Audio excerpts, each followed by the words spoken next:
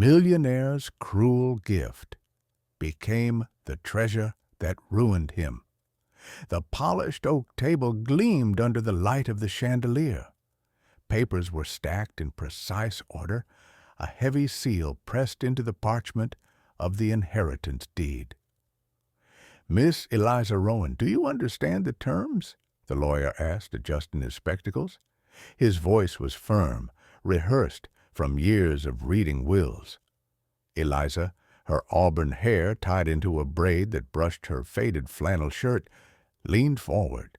Her eyes scanned the page.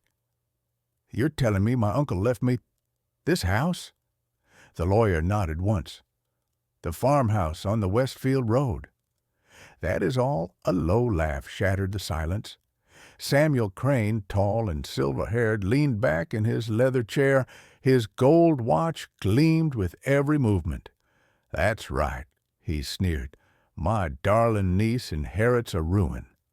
While the rest of us expected jewels, cash, or stock portfolios, you receive a shack on the edge of nowhere." Eliza's jaw tightened. "Is this funny to you?" Samuel spread his hands with mock generosity. "Of course. I've enjoyed every second. Your parents wasted their lives working for scraps. They even adopted those girls no one else wanted. And now look at you dragging them around like strays." His eyes flicked toward the doorway. Two small figures lingered there, clutching hands. Nora, in her faded green dress, and Isla, in a pink frock with worn suspenders, shifted nervously. Their eyes darted from Eliza to Samuel. "Don't listen," Eliza told them, crouching to their level. "He's wrong. Mom and Dad chose you. You were our family the day they signed those papers." Nora's lips trembled, but she whispered back, "We were wanted." Eliza nodded firmly. "Always," Samuel smirked. "Touching words, but empty. You stand here penniless. Your parents are gone. Their kindness left you with mouths to feed. And all I've given you is a coffin of wood. Repairs will cost more than the place is worth." Eliza rose, her voice steady. "One day, Uncle, you'll regret mocking us." He only waved her away. "The car is waiting. Go see your kingdom of dust." The drive was long, the road broken and lined with weeds. Eliza sat between the girls in the back seat, their small shoulders pressed against her arms. "Why does he hate us?"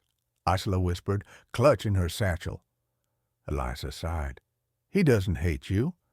He hated Mom and Dad for proving him wrong. And he hates me for loving you the same way they did." Nora asked quietly, "Are we really going to live there?" Eliza forced a smile. "We'll try together. Whatever waits for us, we'll face it side by side." The car jolted to a stop on a dirt path. The driver muttered, "There," before pulling away without another word. Dust rose behind the retreating wheels, leaving the three of them standing in silence. Ahead, the farmhouse loomed crooked against the horizon. The roof sagged, shutters dangled loose, and the porch leaned like it might collapse any moment. Nora squeezed Eliza's hand. "It looks haunted." "It looks broken," Eliza admitted, "but it's ours now." Inside, the air smelled of mold and dust. Sunlight spilled in through shattered windows, catching particles that floated like ghosts. "It smells like the attic at the orphanage," Isla murmured. "Stay close," Eliza whispered. "We'll look together." Room by room they searched. In the kitchen, beneath a pile of rusted pans and broken tools, Eliza's hand scraped against something solid. "What is it?" Nora asked. Eliza tugged free a small iron box, its lid corroded with rust. With effort, she pried it open. Inside lay a folded letter sealed with wax. She broke it carefully and read aloud. "If you're reading this, it means my days have ended. I knew Samuel would try to strip you of dignity. That is why I chose this house. They called me a fool for hiding what I earned, but I never trusted banks or greedy hands like his. This house holds what is rightfully yours. Dig deep in the cellar, and you will find proof. Never doubt, Eliza, I always believed in you. Grandfather Rowan. The girls gasped. He wrote your name, Nora whispered. Does that mean it's true? Isla asked, wide-eyed. The old story about treasure here? Eliza pressed the letter to her chest. They laughed at him, just like Uncle laughed at us. But we'll see who's laughing now. The basement door groaned as she forced it open. A ladder stretched down into damp shadows. They descended together, Eliza holding a lantern. The air smelled of earth and rot, the floor patched with bare soil. This is where we dig, she whispered. For hours they worked, their hands raw and nails broken. They scraped the ground with an old spade, a bent tin pan, even their bare hands. Sweat mixed with dust.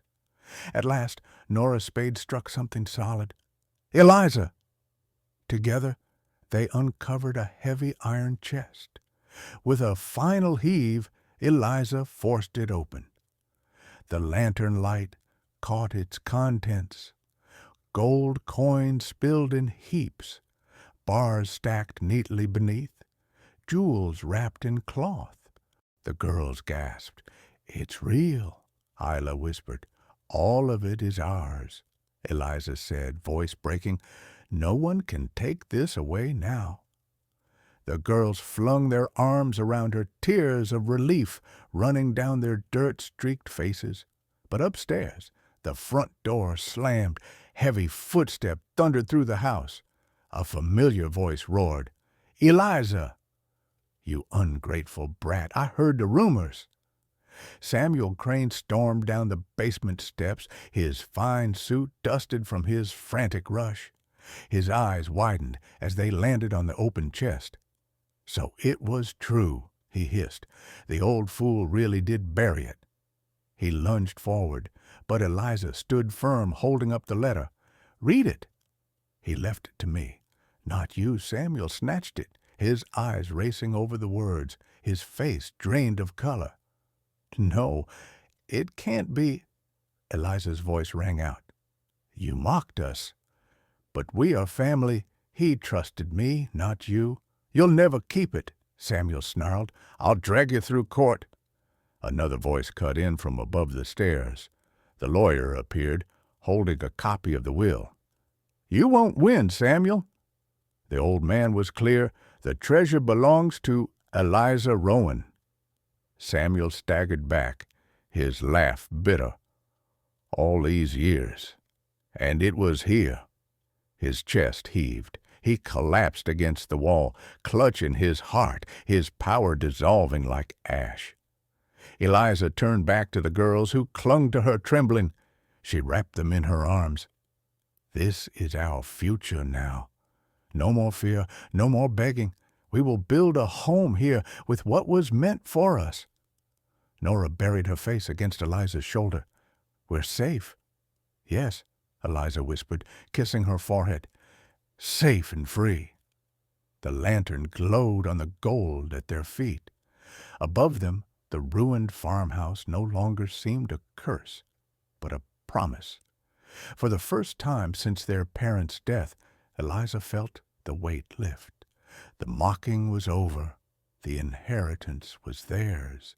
And nothing, not even Samuel's greed, could take it away.